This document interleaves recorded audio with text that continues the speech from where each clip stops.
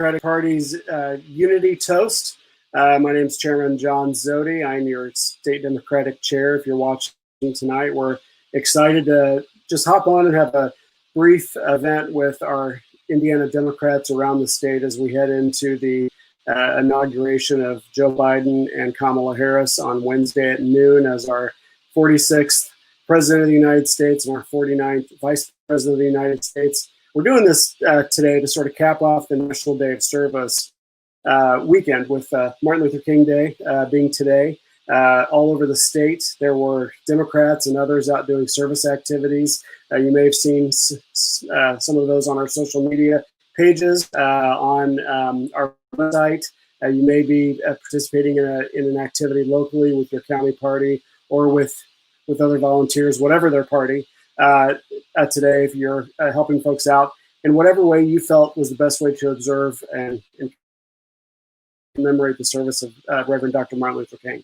We are glad to be hosting this tonight, and this is going to be a brief program. We've got myself, our Vice Chair, Cordelia Lewis-Burks, will be on, and we'll be joined by Congressman Carson. We also want to send best wishes to Congressman Frank Mervan, who was going to try to join us.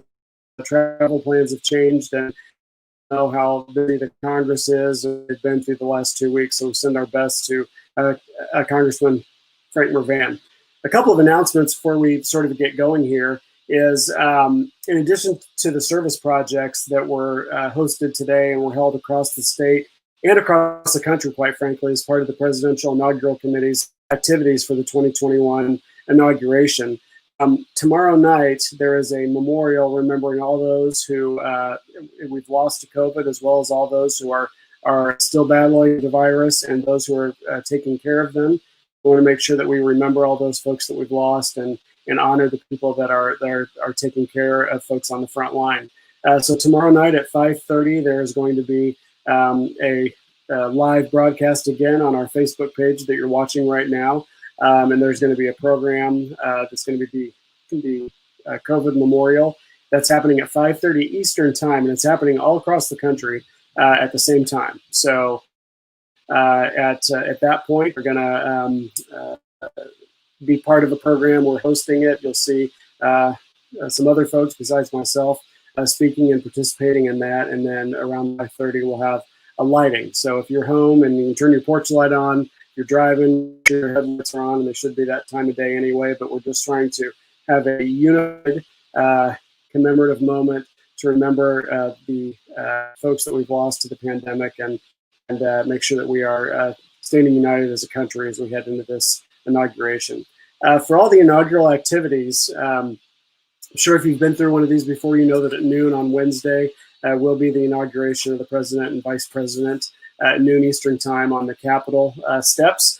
Certainly will look a lot different this year, but there are a lot of virtual activities. So there's a virtual parade. The parade across America will be happening. The president, once he's inaugurated, will have an escort down the avenue, Pennsylvania Avenue and 15th Street in Washington, back to the White House. There will be a laying of a wreath at Arlington National Cemetery where President Biden and the team, and we'll be joined by former presidents to lay a wreath there. On the evening of the inaugural at 8:30, there will be a program on most of our networks that will show the inaugural festivities and musical performances and things like that. So we encourage everybody to tune in at 8:30 on Wednesday night. If you haven't been watching TV and coverage all that day, which I know many people will if you can, we encourage you to tune in then. You can get details for all of this stuff at bideninaugural.org. That's the website for the inaugural activities. So we look forward to joining in that with you, although it be virtual. I know most of our political events this year were virtual, and so we certainly miss everybody, miss seeing you in person. I've been to 2 presidential inaugurations, and it was bitterly cold, but very festive. That was 2009. And certainly in 2013, going back for President Obama's second swearing in, was less cold. It was warmer and still just as festive. So we were excited to be able to do that. And I know many of you traveled to DC to do that. So we're going to be joined by our first speaker here in just a couple of minutes. So just want to make sure that, again, I talk about If you need any information over the next couple of days about what's happening for the inauguration, go to bideninaugural.org. Bideninaugural.org. That'll give you the information on all the events on January 20th, including the swearing in itself, as well as that evening's broadcast.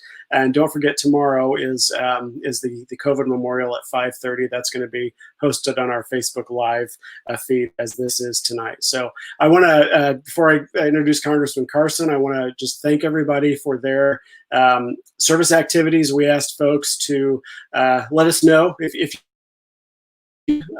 what organization you helped, what you did for National Day Service activity or during your weekend. We took our kids shopping and bought supplies for a little organization here that helps people in need. To see my little kids understanding that they're very fortunate, and we want to make sure help others. And so it was great to see imparting that knowledge to little kids. And we certainly remember that. We try to do stuff to include our kids. I know many of you do on National Day of Service and Martin Luther King weekend. So we're going to be teeing up Congressman Carson here, making sure we get all of our technical stuff worked out. So good, we'll just hold for just a minute. I think he's coming in here. Congressman, can you hear me? All right, there we are. There you are, sir. Yeah. Well, Congressman, we were just talking about yeah, go ahead. We were just talking about our National Day of Service activities and all the inaugural festivities coming up this week. So be glad to turn it over to you, sir. We appreciate you joining us. Well, what a pleasure. Thanks for having me. I know about the threat that happened earlier. And of course, my prayers go out to the entire Democratic family. I think these are very challenging times for all of us right now. I know that we will get through these tough times. With tough times, it allows us a chance to come together and speak about and think about the vision and legacy of Dr. Martin Luther King. Dr. King was certainly an activist against unfair wars. He was an activist against economic inequities, housing inequities. He was an activist against segregation and inequality.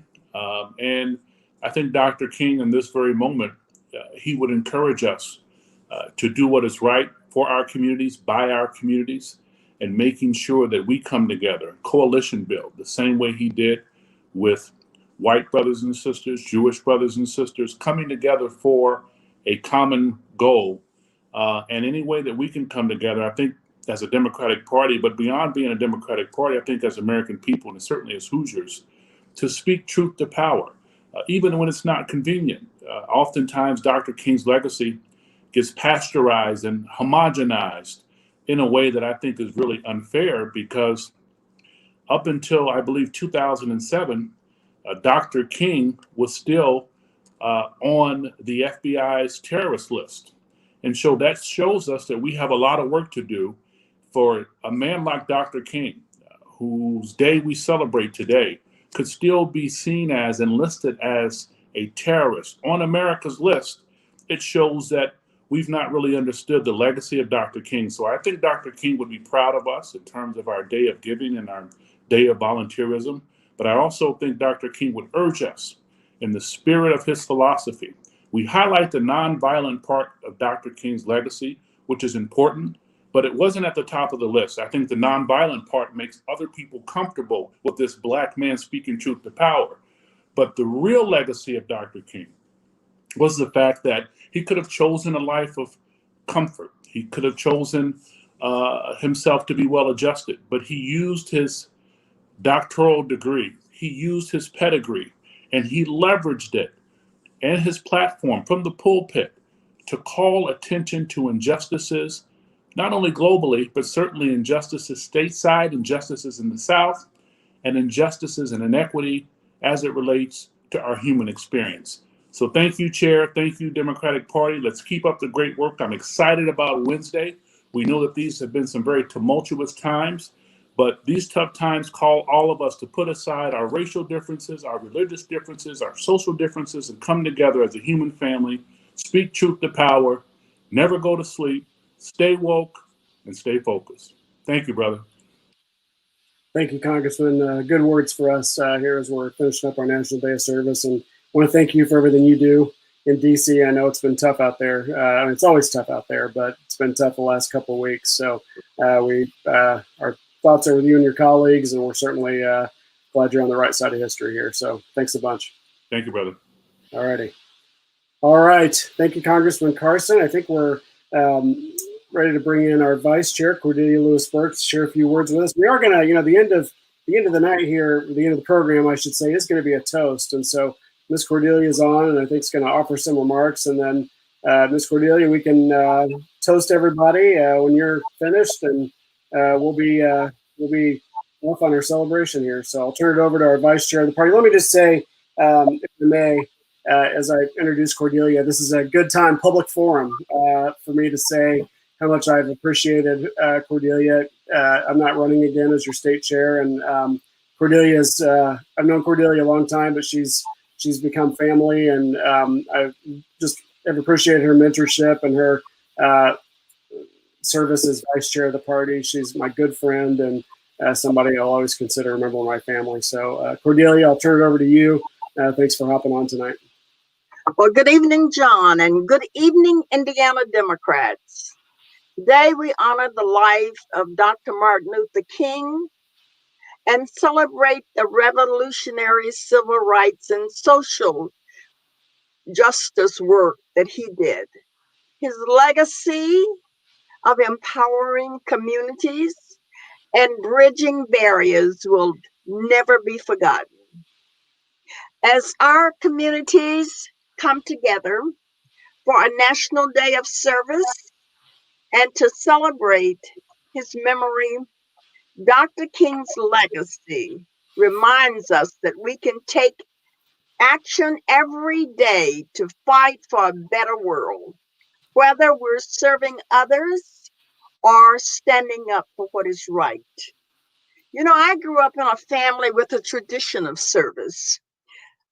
We were doing something every day in our community.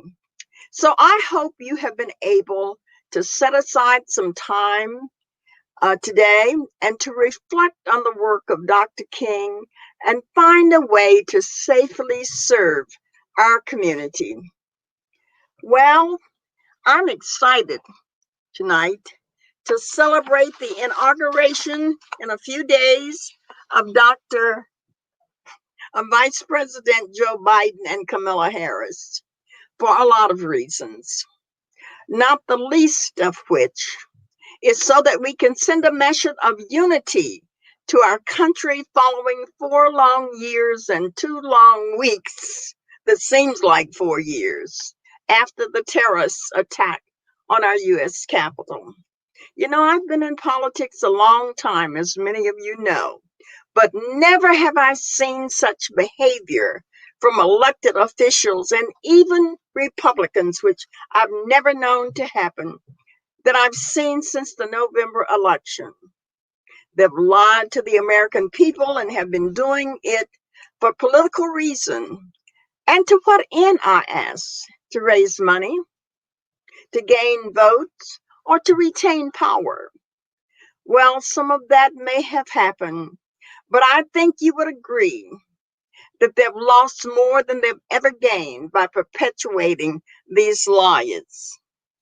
Our own Congressman Carson was on an apparent target list. Can you believe that?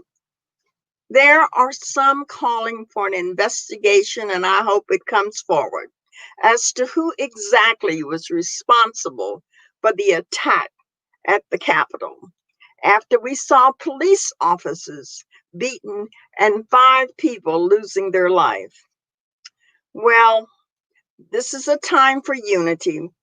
We know that when Joe Biden and Kamala Harris are inaugurated, we'll see a return immediately to focusing on vaccinating our members of our community and our country and make sure those who need it have the economic assistance that they need. We know that they will focus on equal rights and voting rights and supporting workers who want to become members of organized labor and protecting our environment, truly listening to the science by tracking climate change. No longer will we see the trust we placed in our federal administration violated like it has been by Donald Trump, Mike Pence, and Mitch McConnell, but a return to honor and distinction we have come to know from administrations in the past. I ask you to join me in setting a new direction by celebrating the upcoming inauguration on Wednesday. I'll be celebrating just as I know you will. It will be a new day for our party, our state, and our nation. As we watch the inaugural festivities from the comfort of our homes over the next couple of days, remember that it was all of us that helped get us here, and that Joe Biden will be the president for all of Americans. Please remember, however, that elections have consequences. So, are we ready to give a toast to President Biden? I think we are. What do you got, Cordelia? Okay. You know what? I've got my wine too. My glass is bigger tonight, John, than it usually is. But I have a big reason to celebrate.